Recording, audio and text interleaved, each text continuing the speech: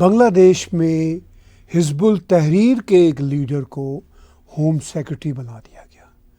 حزب التحریر بہت سارے ملکوں میں بینڈ اسلامسٹ آرگنائزیشن ہے۔ اس کا ایجنڈا آئسس والا ہے کہ ہم نے ورلڈ وائڈ اسلامک خلافت قائم کرنی ہے۔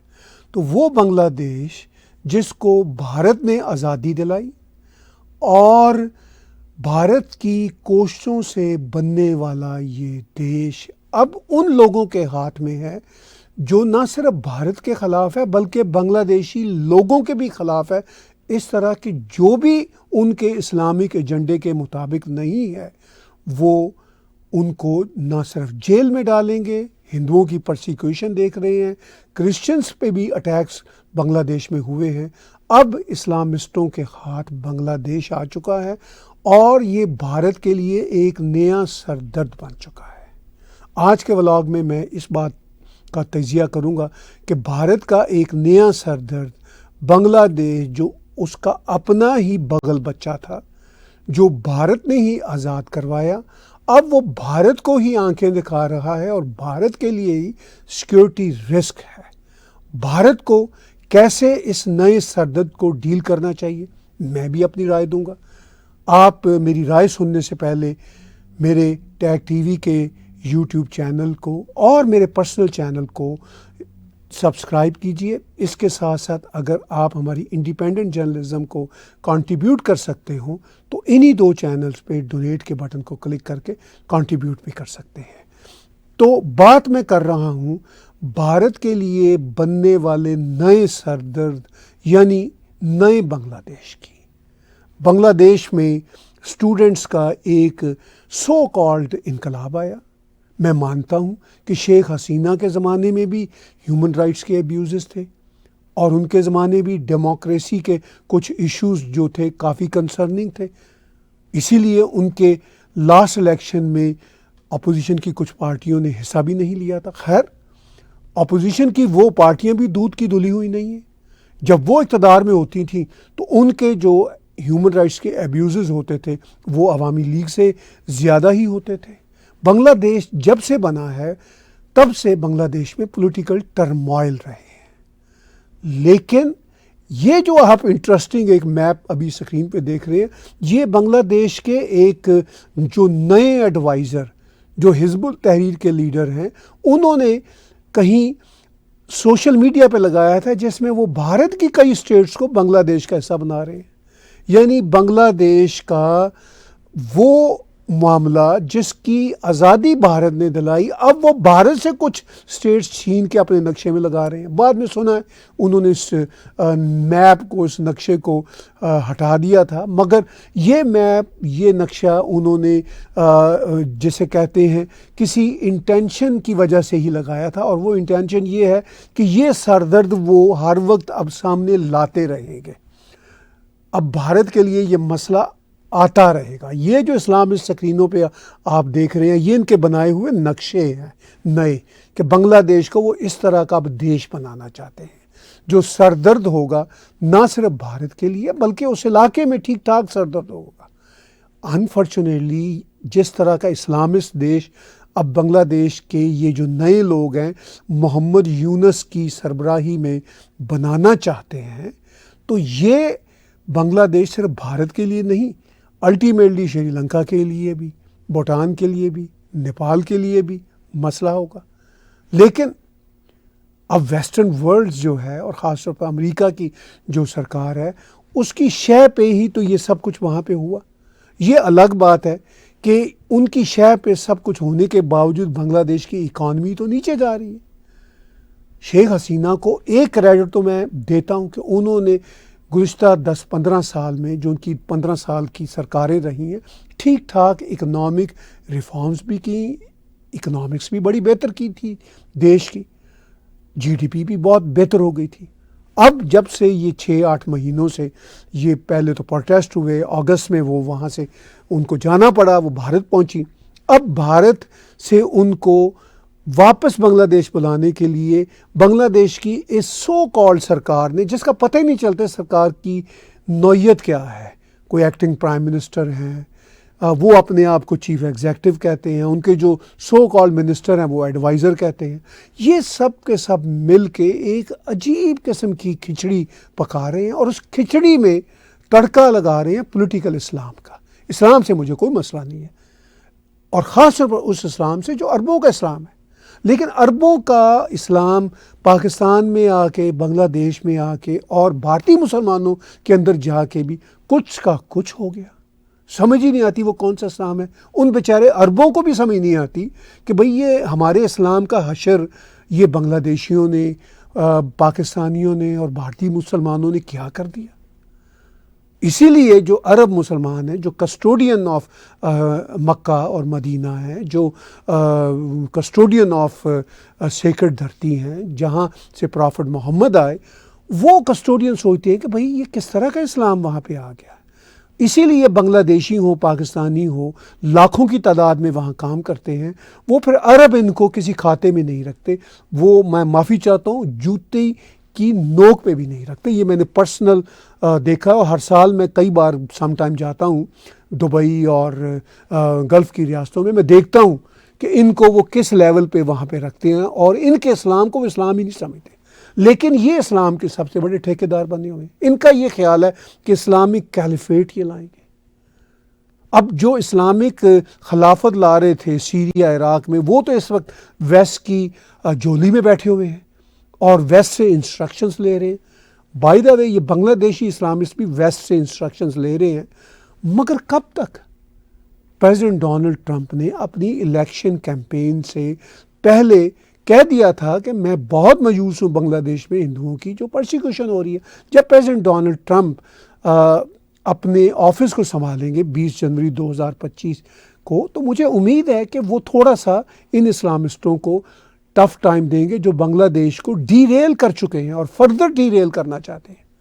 اب سوال یہ ہے بنیادی طور پر کہ یہ بھارت کے لیے سردرد کیسے بن گئے، اور بھارت کیسے اس سردردی سے مقابلہ کر سکتا ہے. بھارت کے لیے یہ سردردی اس لیے ان کی ہو گئی ہے کہ ایک تو یہ بنگلہ دیش میں رہنے والے ہندوؤں کو پرسیکیوٹ کر رہے ہیں، نمبر 1. نمبر 2، بھارت کی سرحدیں بنگلہ دیش سے کافی ملتی ہیں، خاص طور پر نارتھ ایسٹ کے علاقوں میں، اور پھر ویسٹ بنگال کے ساتھ. ایون ممتا بینرجی کہہ رہی ہیں کہ انف از انف. یہ کس طرح کی مخلوق آ گئی؟ حالانکہ ممتا بینرجی نے اپنے ویسٹ بنگال میں وہاں کے اسلامسٹوں کو کافی کھلی چھوٹ دے رکھی تھی، مگر یہ جو بنگلہ دیشی اب اسلامسٹ آئے ہیں ان کو تو دیکھ کے ممتا بینرجی بھی کانوں کو ہاتھ لگا رہی ہیں. اور اب یہ سردردی اس لیے ہے کہ بھارت کی بہت ساری اسٹیٹس کے ساتھ ان کی سرحدیں ملتی ہیں، اور بھارت کی ان ریاستوں میں ان جیسی سوچ رکھنے والے لوگ بھی رہتے ہیں. اسی لیے تو وہ کلیم یہاں تک کرتے ہیں جی ہمارا کلچر تریپورہ، آسام کے ساتھ بہت ملتا ہے، ویسٹ بنگال کے ساتھ بہت ملتا ہے، اور ہم وہ انڈائریکٹلی یہ کہتے ہیں کہ ایک دن ہڑپ کر لیں گے. تو اس ساری سچویشن میں اب بھارت کو کیا کرنا ہے؟ میں دیکھ رہا ہوں یہاں کینیڈا میں بیٹھ کے انٹرنیشنل جیو پالیٹکس کا اسٹوڈنٹ ہونے کے ناطے میں دیکھ رہا ہوں کہ بھارت کی طرف سے بڑا سافٹلی ان کو ڈیل کیا جا رہا ہے ابھی تک. ابھی پچھلے دنوں بھارت کے فارن سیکرٹری بھی بنگلہ دیش گئے ہوئے تھے. ٹھیک ہے، وہ ڈپلومیٹک ایفرٹس رہنی چاہیے.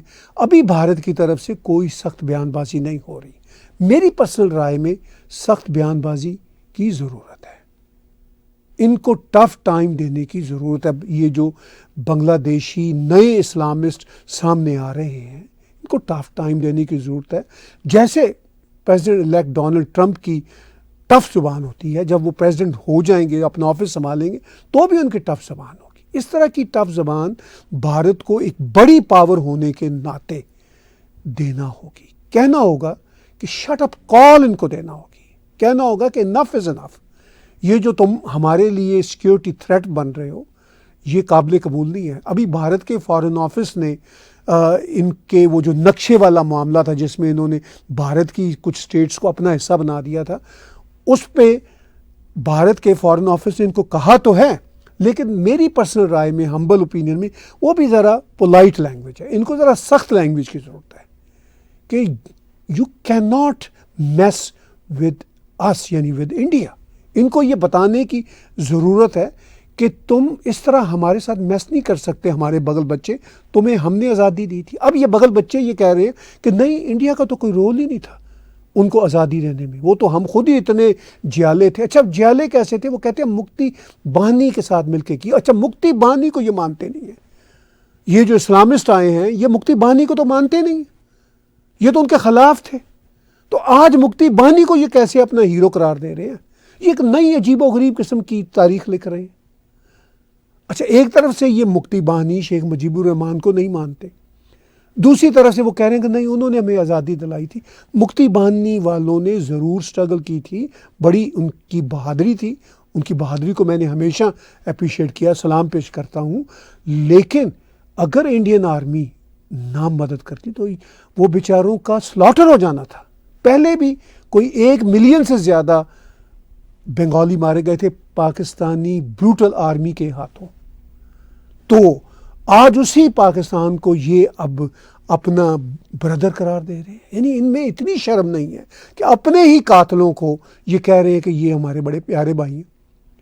اور جنہوں نے آزادی دلائی وہ کہتے ہیں آپ نے تو ہمیں آزادی نہیں دلائی تھی. وہ جو جنرل ارورا کی مشہور تصویر ہے جس میں وہ جنرل نیازی ان کے سامنے سائن کر رہا اور پیچھے بھارتی فوجی افسر کھڑے ہیں، وہ کوئی بنگلہ دیشی آرمی تھی جنہوں نے ان کو آزادی دلائی تھی. بنگلہ دیشی آرمی تو تب پاکستانی آرمی تھی. ٹھیک ہے اس وقت کے بنگلہ دیشی آرمی کے بہت سارے آفیسرز نے، جوانوں نے لڑنے سے انکار کیا تھا، لیکن کچھ لڑتے بھی رہے تھے، آخری وقت تک لڑتے رہے. وہ بنگلہ دیشی آرمی جو بنگلہ دیشی نہیں تھی، وہ بنگالی بیک گراؤنڈ کے تھے، اور وہاں پہ پنجابی زیادہ تر پوسٹڈ تھے. اور ایون ان کے جو بنگالی پارٹنر آرمی کے لوگ تھے وہ ان کے ساتھ بنگالیوں کے خلاف ہی لڑتے رہے تھے. کچھ تھے جنہوں نے انکار کر دیا، پھر دھیرے دھیرے بہت سو نے انکار کر دیا. الٹیمیٹلی آزادی تو بھارتی آرمی نے ان کو دلوائی. بھارتی آرمی کے نوجوان شہید ہوئے ان کو آزادی دلانے کے چکر میں. وہ کہہ رہے ہیں کہ جنگ ہماری جو تھی وہ ہماری اور پاکستان کی تھی. ارے وہ جنگ بھارت اور پاکستان کی تھی، وہ پاکستانی خود اپنی کتابوں میں لکھتے ہیں. اب یہ نئی ہسٹری لکھ رہے ہیں، یہ جو نئی سردردی کریٹ کر رہے ہیں بنگلہ دیشی. تو میں صرف یہ کہنا چاہتا ہوں کہ بھارت کو اب ان اسلامسٹوں کو اب ذرا سخت لہجے میں جواب دینا چاہیے. بھارت ہمیشہ نرم لہجے میں بات کرتا ہے، لیکن اب بھارت جیو پالیٹکس کا دنیا کا چوتھا تیسرا پلیئر ہے. چائنا، امریکہ، یورپین یونین کے بعد وہ دنیا کا سب سے بڑا پلیئر ہے ان کے بعد. تو اپنے ریجن میں وہ ذرا سخت لینگویج تو استعمال کرے ان سب کلپریٹس کے خلاف. لیکن بھارت بہت ہی پولائٹ دیش ہے اپنے سویلائزیشن کی وجہ سے، لیکن کہیں کہیں چانکیہ کے رستے پہ چلتے ہوئے سخت لینگویج کی بھی ضرورت ہے ان بدماشوں کے خلاف جن کو آزادی بھارت نے دلائی. اب وہ بھارت کی کچھ ریاستوں کو اپنا حصہ بنانے چلے ہیں، اور یہ ان کے من کا کھوٹ جائے گا نہیں. یعنی وہ دیش جو بنیادی طور پر بھارت کا حصہ بن سکتا تھا جب بھارت نے ان کو پاکستان کی چنگل سے باہر نکالا، مگر بھارت کی گریٹنس تھی کہ انہوں نے ان کو الگ دیش بننے دیا. اور اب وہی الگ دیش جس کو بھارت نے بنایا وہ کہتا ہے کہ ہم بھارت کے کچھ اور حصوں پہ قبضہ کر لیں گے. اور سو مچ سو وہ ویسٹ بنگال تک اپنی آنکھیں لگائے ہوئے ہیں اور طاق میں ہے کہ ہم اس کو بھی ہڑپ کر لیں گے.